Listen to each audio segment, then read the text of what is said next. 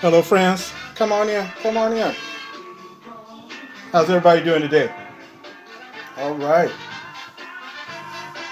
Please like and share this video if you like the content. Please get this out. Please share it with all your friends. All right. The line of Shem and the seed of Judah.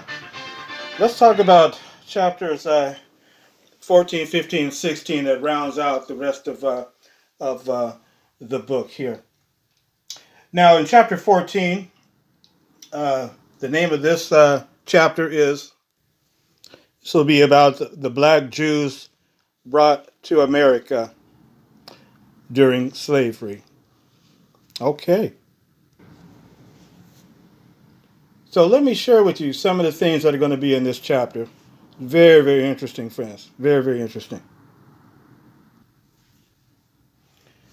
Now, we as researchers and believers, we already know that there is no doubt that black Hebrew Jews were part of the total number of enslaved persons who came to America. There's no doubt about that in our minds, and in the Americas as well. Just based off of the indirect circumstantial evidence that has already been studied.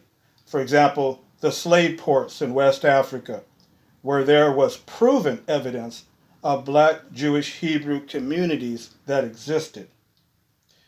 And we have medieval and Middle Age maps, which prove this as well. And we even have the 20th century scholars and history professors who also agree to this fact, that it goes without saying that there must have been black Hebrew Jews that were part of the total number of enslaved who were brought to America, United States, and to the Americas. So even 20th century scholars and professors agree to that premise. But then we have the critics who say, show us the proof in America, in the United States. Show us the documents that date back to slavery. And to be honest, I haven't found that many documents or examples that I can point to. There are some examples and documents, no doubt, but I couldn't find many. Maybe you, friends and researchers, have knowledge of more of these examples. I just haven't seen them from what I've read and what I've seen, the different videos of the researchers that are out there. But maybe you, friends, know of quite a bit. But I just am only able to point to just a few examples as far as documents. I'm talking about just documentation during the time period of slavery in the United States. But we know that it happened based on, like I said, the maps, based on what scholars have said, based on the fact that there's been documentation of black Hebrew communities in several different slave ports, well-known slave ports in West Africa. So we know that it goes without saying that they had to have been a part of that vast number of those that were enslaved and brought over. But trying to show it in the United States during slavery, that is a challenge.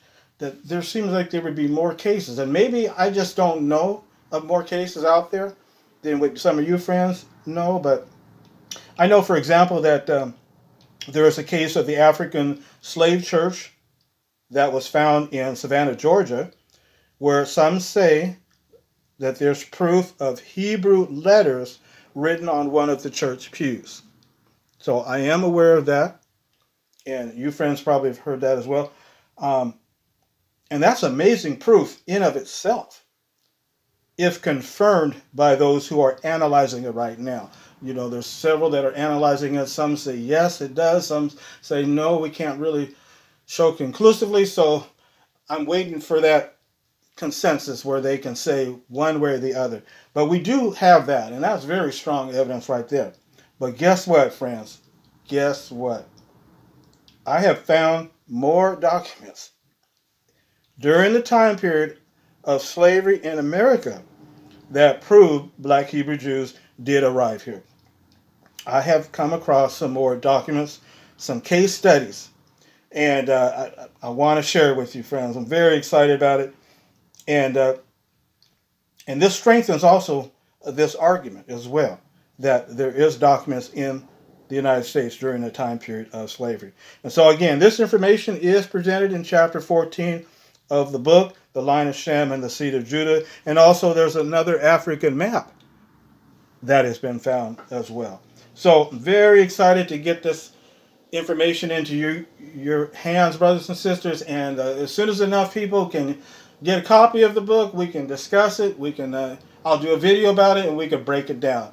But I just want to get this out to you that there is evidence that I came across that shows during the time period of slavery in the United States that there were black Hebrew Jews. Okay, so until next time, friend. And the reason why this is so important to get this information is we know Zephaniah, not only the historical value, but also the scriptural value.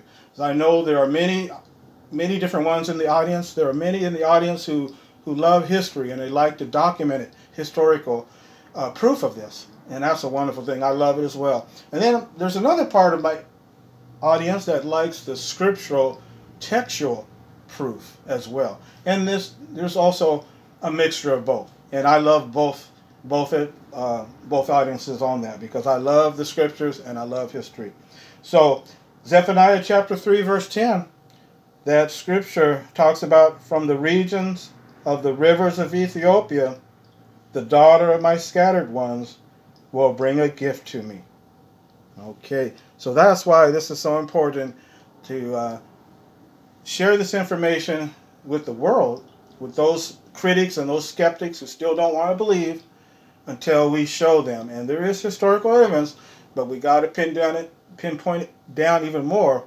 And I hope that I can, what information I came across, I hope that this will also contribute to strengthening that argument even more so to those critics out there who do not want to believe. And it really doesn't matter if they want to believe, if they don't want to believe. We know what history is saying, and we know what the scriptures say. And we just get the message out, and those who hear the word of truth, they'll be able to recognize it right away when the truth is the truth. And so all praise to the Most